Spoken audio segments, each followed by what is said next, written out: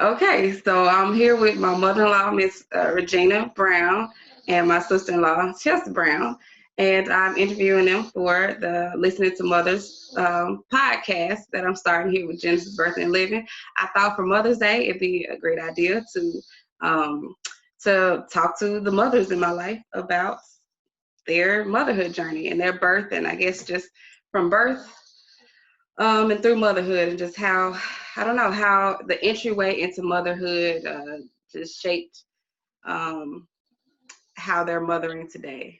So with that, I'll start. I'll let you guys introduce yourself and tell us where you are, what you do, and how many births you've had. I guess I'll start. Okay. My name is Regina Brown. I'm 59 years old, proud of it. Okay. I've had 3 children, all grown now. I'm a special education teacher. I live here in Columbus, Mississippi. And that's pretty much my whole story. Okay. Grandmother of 6, soon to be 7. Wow. All boys so far. I know, right? I'm Chelsea Brown. I'm 29. I'm a nurse, and I live here in Columbus. And I have 2 boys, as you can see. Okay. All right. All right. Well, so why did y'all agree to do this? Why do you want to tell your story, and what do you think is the importance of telling your story? Well, I don't think it's necessarily that interesting of a story, but there may be something that I've encountered or something that I've seen in life that may help someone else. So that's really my reason for doing this. There just may be something that I can say that will help someone else who has to walk the same journey or close to the same journey that I've had. Same. I don't really. I'm not good with answering questions. Okay. But She's a new mom, but she may still have some wisdom. Yeah. And she may actually learn a few things. I definitely hope so. Yeah, I interviewed my mom earlier, and I learned some stuff that I was like, "Oh, I didn't know that." So, yeah. Okay. Well, thank y'all for agreeing to do this. Let's see. So, as far as you both know, what are the birth stories been like in your family? What has been the narrative around birth? Just from a child to now, what was birth? Well, my mother was part of a big family. She was the 3rd child of 12 and the oldest girl. So for her, as a girl growing up and her mother giving birth was, for her, it was, I have another baby that's not mine, but that I have to take care of. Okay. She talked about that often, that by her being the oldest of the 6 girls and the 3rd oldest of all the children, that every time her mother had a baby, she had to take on a new baby. Wow. She said that the baby always slept with her mom, and then the next 2 younger children always slept with her. Wow. So she grew up changing diapers back when it was really, diapers, cloth diapers, and feeding babies. So she always said that she did not intend to have children because of how she had to help her mom so much. But of course, she ended up having 3 kids herself. Yeah. But she never had that big family like she grew up in, because it was a lot of work. She had to do a lot of work. She had to take on a lot of responsibility early in life. And and throughout her young years, she was responsible. She was responsible for cooking. She was responsible for all of it. She was the oldest girl.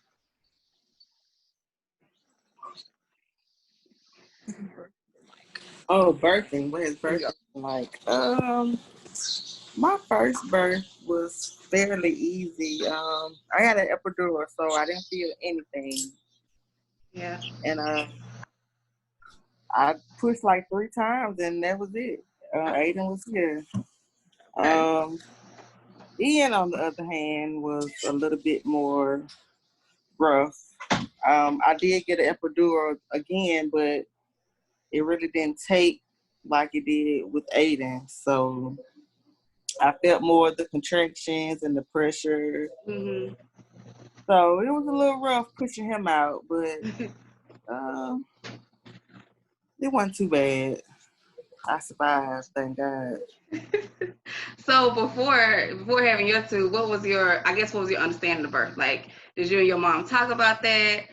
Did you have, like, your aunties or, I don't know, friends? Like, what what did you think about birth before you had your own? I didn't want to have any of my own. I mean, I've always loved kids, but I've never really been excited to experience the whole birthing process. Yeah. I don't like pain, so that part of it was horrible for me. But it's not something me and my mom ever really talked about. Yeah. Okay. She's very reticent about talking about things like that to me. Always has been. Okay. So as you see, she's very uncomfortable. It's not a comfortable, subject, but I'm trying. That's part of the hope, is that it becomes more of a comfortable subject, just because that's the only way we get here, That's true. And so for so many of us, we just shocked, when it happens to us, just like go into Yes. it, like, so yeah. I'm hoping that maybe we could absorb some of the shock, maybe by Right. Well, for myself, I was terrified with my first child, the one the best. I was terrified because I just felt like I can't do that whole pushing thing. Yeah. I had very, very, very, very intense fear. So when I ended up having to have a cesarean, I was very happy because I just felt like I can't do that. I just can't do that. When I was in the hospital looking for my clothes to escape, because I'm like, I can't do that. Yeah. So when they came in and said, you're going to have a cesarean, I was like, okay, let's do this. Yeah. Yeah. You're not the first woman I heard say that, because I remember with Sammy, the same thing. I was like, okay, there's nowhere to go, like, I can't. Exactly what you mean. Yeah. Well, I was looking for my clothes, wondering why have they? What do they do with your clothes when you get in this place? They don't put them in your room with you. Right. I couldn't find them. If I had found my clothes, I'd have left. Yeah. Okay. So I was like, can't do that. Can't do that. Yeah. It's something to wrap your head around. Yes, it is. Okay. So let's see. Well, how do you think? I guess I'll start there. How do you think because birth is very physical. Well, I'll come back to this. Well, no, I'll start there. How do you think your faith helped inform your going into the process and going through the process of birth? Well, Just How did it help? I made it out alive. But okay. To be honest, I mean, it's kind of scary, having a child, because Black women especially, Yeah. have a high rate of dying during childbirth. So for me, it was just, I was ready to get it over with, but praying that, I was okay, the baby was okay, and happy when it was over. Okay. I guess about the same. But I'm not. I've never really thought about that very much. I was, well, to be honest with you, I was upset with the Lord when I got pregnant with Eric because I didn't want any children. Okay. We had been married for a good while, 6 or 7 years. Okay. And I was pretty happy with things like they were. I was free to do what I wanted, go where I wanted. And I was okay with it. The doctor had told me he didn't think I would ever be able to have a child because of my hormonal situation. So I was like, okay, I'm okay with that. I'm okay with that. So when I did get pregnant, I was very, very, very upset. Okay. And I was like, Lord, you did this to me. I know you did this. You gotta explain this to me. Why did you do this? You know I didn't want this. So why did you do this? And then boom, as soon as he was born, there's another one. You know, Yeah. he's 6 months old and I'm pregnant again. I'm like, what is going on here? But Yeah. he spoke to me about it. You know how he is. He spoke to me about it and calmed me. Okay. And made me understand that this is, you know, this is a good thing. It's Okay. not a punishment. This is a good thing. Because I was feeling punished there for a while. What did I do? What can I change? Okay, so you said in the questions you said that you experienced, and you said this to me before, that you experienced a miscarriage too. So that wasn't before Eric. No. Okay, so you hadn't been trying, and then you had Eric, like you see. No. Okay. There was just nothing. I mean, before Eric, there was nothing. Okay. There was nothing. We never used any kind of birth control during all of those years. We never used anything. It just didn't happen.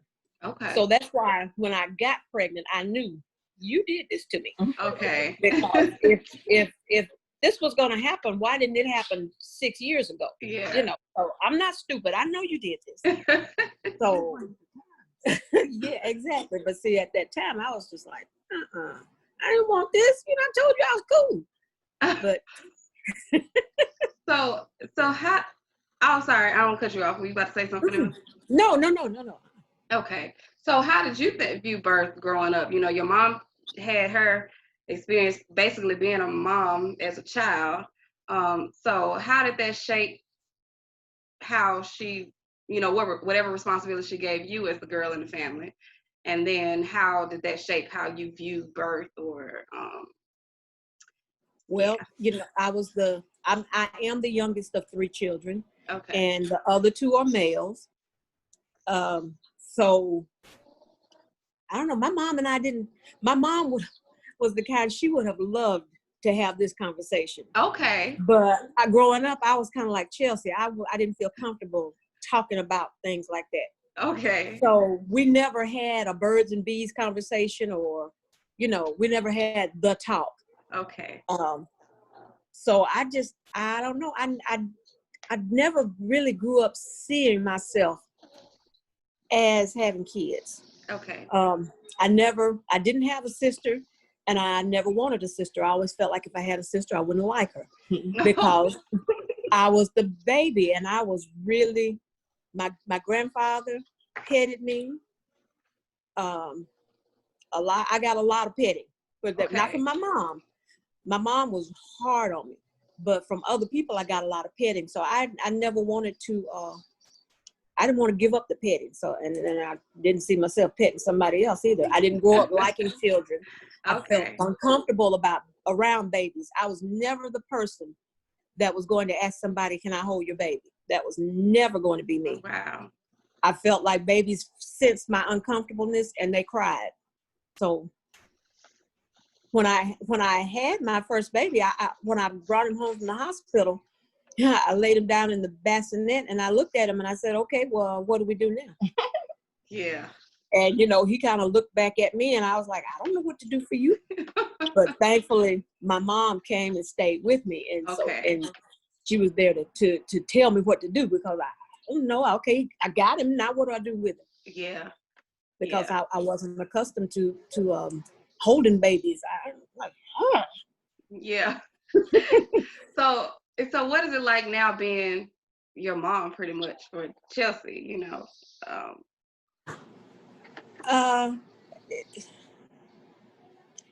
Kind of hard. I see my mother's position a lot more. There are a lot of things that I would like to talk to Chelsea about, but like I said, she's like I was at that point.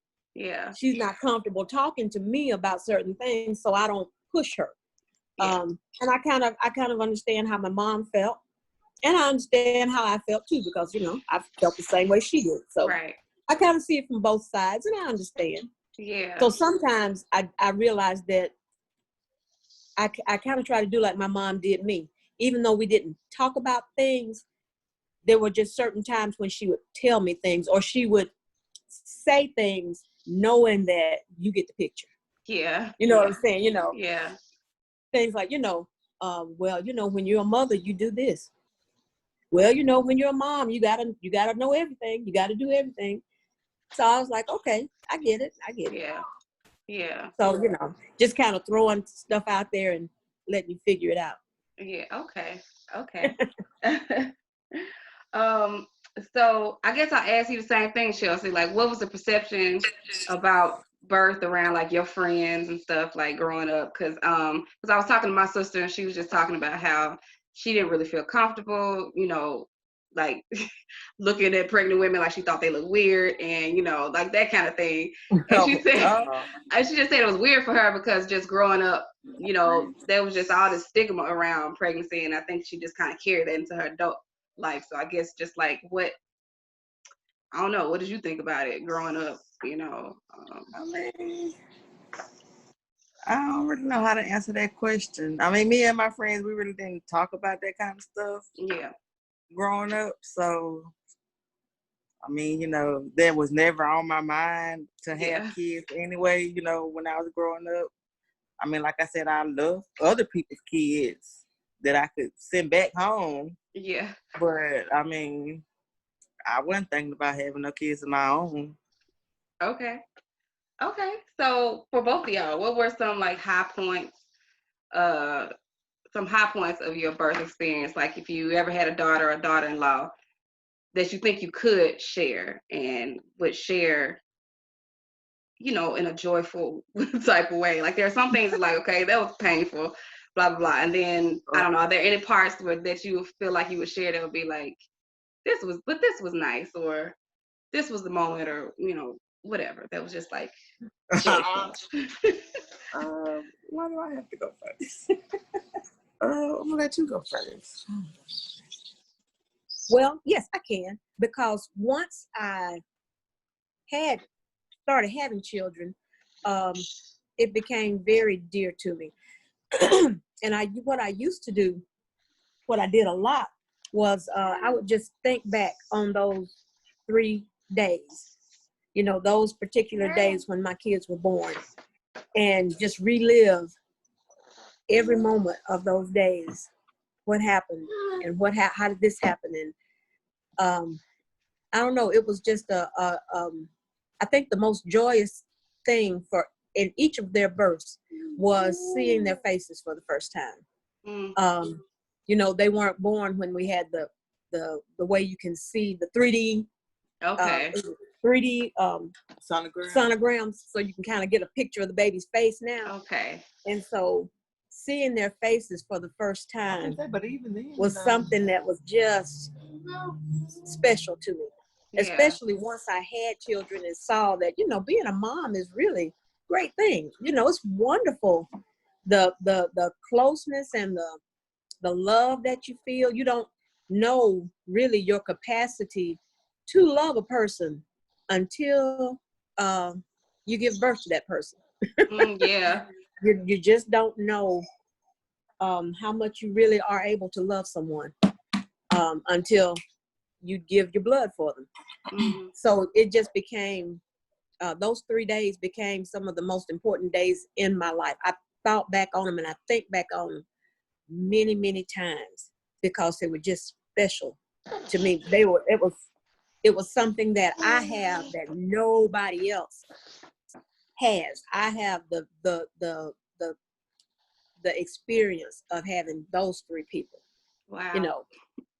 And that's something that's just become very dear to me. Yeah. Okay. I want to agree with what she said. That was a great answer. Okay.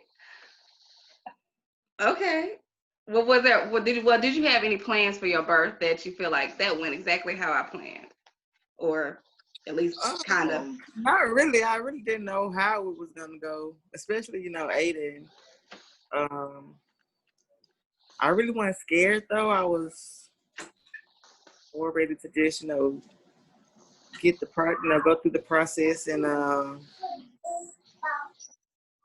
yeah. Okay. Okay. So what were some low points, I guess, of just the birth process, preparation and just being in labor? Yeah. For me, the pain. I mean, the pain and the contractions and just having to wait to get to that 10 centimeters so you can push, and then having to push, and it's a lot of work. Yeah. Yeah, that's why they call it labor, I guess, because Yeah. It's, so what were your interactions with your doctors like? Like, did you have one doctor or did you have like several doctors or? I had one doctor with both of them. Okay. And, yeah. So you like both of the doctors? I did like both of the doctors. They were very caring and compassionate. The second doctor made me wait a little longer than the first one did. Okay. And, so I mean, of course, every doctor's different, but I had no problems with either of my doctors. Okay, that's good. Oh. So I asked you the same thing, Ms. Regina. Well, I don't know what labor is like. I had cesareans with all three of my kids. I did go into labor with the first one. I went into labor with Eric.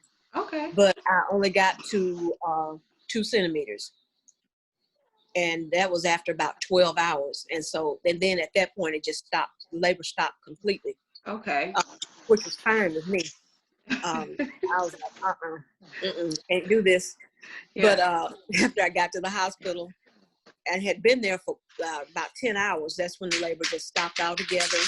I went to sleep and, I thought we're done. But when the doctor told me that I was going to have a cesarean, that's when all of the anxiety, all the fear, all the worry, all of that was over for me. I was happy. Wow. I was really, really happy. I was ready then. I was like, let's see this little guy. Okay. And with the other two, now with Chelsea, I had a difficulty with my doctor at the end. Okay. He and I had some words with each other, and he did some things to get back at me. Okay. But and I think he thought that he had fixed me so that I wouldn't have any more kids. Oh my. But he was very surprised when the third one came along, because he told me I wouldn't have any more. Wow. Definitely won't have any more. And so I told my husband after we had the third one, I said, you tell him when you see him at that hospital that we have another one and he's fine. Wow. So I knew that he did something. I just didn't know what he did. Wow. Because between Chelsea and Gabriel is where I had the 3 miscarriages. Oh, okay. And I went to him for the first one because he was still my doctor at that point. And he was surprised to see me and to be pregnant. But of course he was very, I told you wouldn't be able to have another one. So when I got pregnant with the next one, which was still that same year, I went back to the doctor that I had with Eric, and I had a much better experience with him with the second miscarriage. Okay. But yeah, he did some things to me. When Chelsea was born, they woke me up on the operating table, not even just in the room, but on the operating table with no anesthesia. Oh, wow. Yeah. And he had them take me to recovery and to my room with no anesthesia. Whoa. Yeah, they wouldn't give me any anesthesia until I got back to my room. And the nurse was so nervous trying to get the anesthesia hooked up as fast as she could, because she knew I had been for several hours at that point with nothing, with no pain relief. Wow. But I knew why he did that. I knew why he did it. because he woke me up. It wasn't that the nurses even woke me up. He woke me up, said, Regina, wake up. What in the? Yeah, he did. But he and I had gotten into a shouting match with each other just a couple of days before then. So I knew he did it, and I knew why, because he was angry. But so I said, okay. But God was on the side, and even though I lost the 3 babies, he still gave me my 3rd one. Yeah, that is, wow. So what was he so upset about? What? He was upset because there was a new doctor who had come to town, and he, as an OBGYN, was trying to help this man, get established. Oh, so right. He was sending some of his patients to him and letting this man deliver their babies, which I wouldn't have minded if I had just been having a regular birth. But Right. I knew that I was going to have another cesarean. And here I am 3 weeks before this baby is due.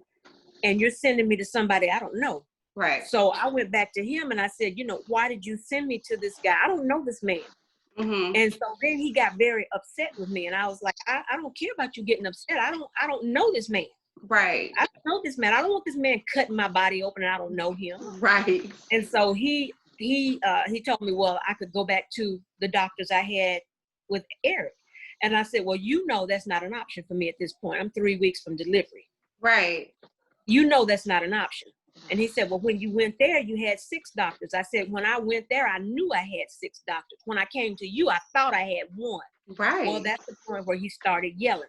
Oh. What do you want me to do? So I yelled back, I want you to deliver my baby. Wow. Yeah, wow. we had, yeah.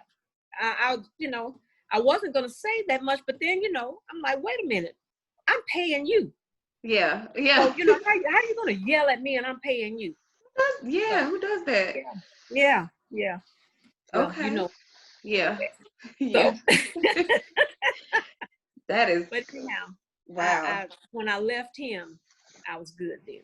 Okay. Because he wanted me to tell him that I was going to let him tie my tubes. His wife gave birth to their 3rd child the week before my 2nd child was born. And you're asking me to get my tubes tied, and I'm just as married as your wife is. Come on. So when he asked me, I just looked at him.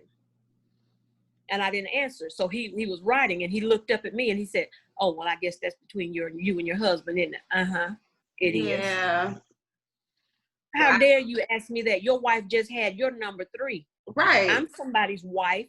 I'm not just out here having babies. I'm a wife too. Right. Why should I have to cut myself off at 2? Right. I work just like you do. Yeah. Welfare's not taking care of my kids. Right. We work and take care of our children. I have 80 if I want to. Right. I mean, it was just, we didn't set horses, but so that's why he did what he did. And I knew that's why he did it. So. Okay. I was all right. Okay. Wow. Well, that's a lot. That is a lot. Wow. Okay. So. Yeah. Ooh. So having that experience, I guess, how did that shape? Because I'm assuming, with Chelsea that you were like her primary support person. So how, when that kind of stuff, you had those kind of experiences, and now your baby is having a baby, how does that, I guess, shape how you go about, supporting her? Or well, I just for one thing, being there. Yeah. You don't have to walk into this by yourself. I'm right here. Yeah. From the time we step in this hospital until this baby comes, I'm right here. So if whatever he's going to say to you, he's going to say it with me standing here looking in his face, Right. Because, so, but she had, I must say, she had 2 good doctors. Now, her first doctor, I didn't care for because he acted like I wasn't there. Right. But that was okay with me because he was her doctor. Mm-hmm. He gave all of his attention to her, which was fine. I okay, that I wasn't there I wasn't the star of the show. Okay. So, he didn't have to. I felt like he could have said, hello, are you her mother? But whatever. But the second doctor was very caring. He even came back in the room after the baby was born and asked her, you didn't get mad at me, did you? And I was like, huh? Okay. Never seen a doctor come in and say, you didn't get mad at me because I had to get a little, and he never did even talk rough to her, in my opinion. Like he said, we got to get this baby out, so we got to get to work. But okay. I thought he was a very nice man. I thought he was I've never had a doctor say something like that. I didn't make you mad or anything like that. Okay. Okay. All right. And Chelsea, I'm going to ask you, on the receiving end of just having your mom, with you, was that awkward? Was it helpful? What was that like? Very helpful. Okay. I don't feel like it was awkward at all. Of course, I didn't want to be up there by myself, so Okay. just knowing that she was there, with me through everything, very helpful and very supportive on my end. Okay. All right. Well, I think I'm out of questions. I don't have anything else to add. Do either one of you want to add anything about that? I don't know, anything at all. Oh, I guess I would say if there was just one thing in closing that you would tell new or expecting moms who just don't know anything about the process, and they came to you and was like, hey, I'm about to have a baby, what would be your advice? Oh. God bless you. Go to church. Go to church.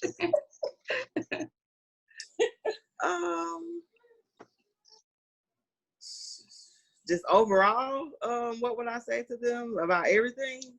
Whatever you would say. I mean, if you felt like you need to sit down and write her a dissertation, I guess what would it be? Or if you felt like you had one line, that you want to say, just what I guess the most important thing you think I don't know, if you had her in your face for 5 minutes, and like, what would be the most important thing you would think she would need to know? Or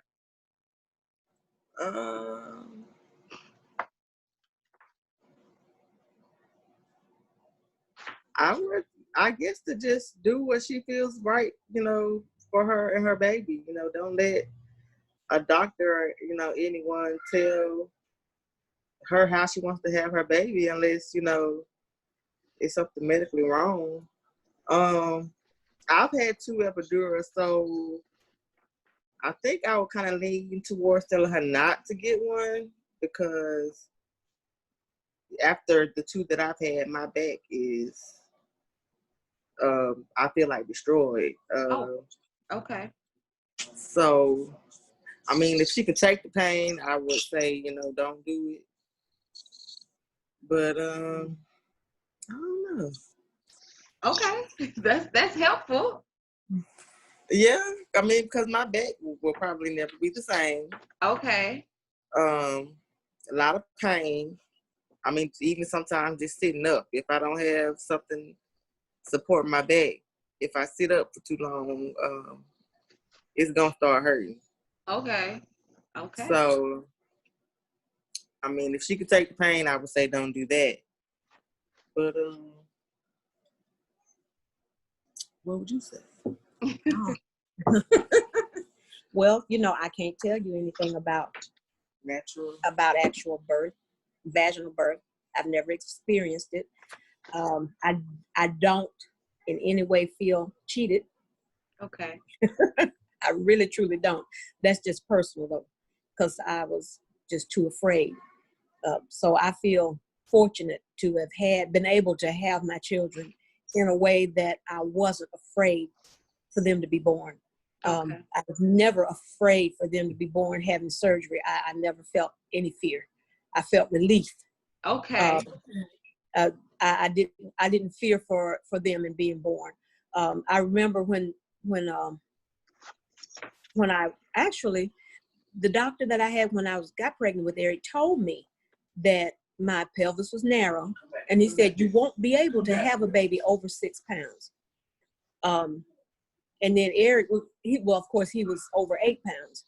Whoa. And yeah, he was 8 pounds and 8 pounds 6 ounces. Wow. But he's he's gonna kill me for this. But he's a pretty heady guy. Mm-hmm. you know, head Yeah. wise, Yeah. you know. Yeah. And when I saw that head, I thought, no wonder I couldn't have you fellas. And and the doctor told me, he said, if he said I could have let you go on for another 24 hours. He said, but trying to deliver him, he said we would have ruined his head. Wow. Oh, Wow. So, I was never, because the little labor that I felt, I could feel him, trying to come down, but I would feel his head hit my pelvis bones and slide back up. Ooh. And the thought of him trying to, he said it would have really wrecked his head. It would have destroyed his head. Oof. And he probably would have been born with a birth defect, Mm. with brain damage. Okay. So Wow. I never felt like it was, not God's will for me to have my children that way. Okay. Okay. So, and I guess specifically then, if a woman was gonna have an elective C-section, then what advice would you give her to prepare for that? Then? Mainly just, be sure that this is actually what you need. If you don't, if your baby can be born successfully without it, Because I wanted a C-section with Aiden. I kept saying it the whole time. Really? But I'm glad I didn't, because my friend, her first child, she couldn't have a vaginal birth, and her recovery was a lot worse than mine was. Really? Okay. Okay. Yeah. Okay. Recovery from the first one was easy, but I was only 27. Mm. So, it was really easy. But if I had that young lady in front of me, what I would tell her is, prepare for your birth. But more than that, prepare to be mother. Oof. Your birth, is going to last as long as your birth lasts. Yeah. But you're going to be a mother now the rest of your days. Mm. If you live to be 28, if you live to be 88, Yeah. you're going to be mother. While your children are young, prepare to put yourself behind. Put yourself back, put yourself to the side. That is Yeah. true. Because Yeah. when you have children, your life becomes your children. Yeah. Especially when they're young. They're not going to be young forever, and they're not going to need you forever. So while they're in that stage, put yourself back. You will never regret giving your all for your kids. You will never regret that. But you'll regret one day if you don't. Oh. Because one day, they'll look at you and say, well, you had pretty clothes and you had nice hair and you had all this nice stuff and we didn't. Look at that. So She's showing her shoe. I got a hole in my shoe right now. This is for y'all. This is for y'all, cause child. I'm wearing work Every day. Right. So but my kids- that's something that I remember about my mom when we were growing up. My mom had bad corns on her toes, on her little toes, and she wore shoes to work every day that she had cut the sides of it to let her corns hang out so they wouldn't hurt so bad. Wow. And she always worked jobs where she was on her feet all day. Ooh. And she wore those cut shoes every day. Wow. And my shoes were not they weren't the most expensive or anything, but my shoes didn't have holes in them. Mm. And hers did. We didn't have the best of clothes, but my clothes didn't have holes in them. Mm. But hers did. Yeah. And I just grew up knowing that when you're a mother, you do that and you don't think twice about it because it's your children. Wow. Because the day will come, I promise you, the day will come when you can cut them loose. And they think now, they think very true. They think that you cut them loose and they fly away and you stay in the nest. What they don't realize is that when you cut them loose and they fly away, you fly away too. You just fly away in your own direction. Yeah. So it's kind of liberating. I'm not telling a lie. It is liberating when your children get old enough that they don't just need you, you know. Yeah. It's kind of hard. It kind of cuts your heart when you see them pull away from you, but it's for the best. It really, truly is. Let them go. They'll be back. Yeah. They're not gone far. Yeah. They're not gone far. No. And they're always going to need you in some capacity. Yeah. But, you know, they're not going to always need you right there. Mm. So for while they do, give them everything you have. You'll never regret it. Wow.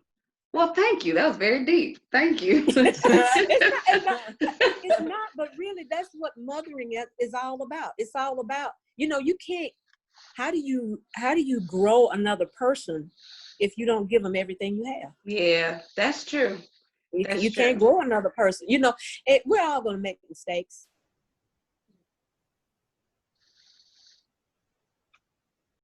Because none of these kids come, you know, don't come with a guidebook. Mm-hmm. You know, there's no guide to how to be a great parent, even though I'm sure somebody's written that book.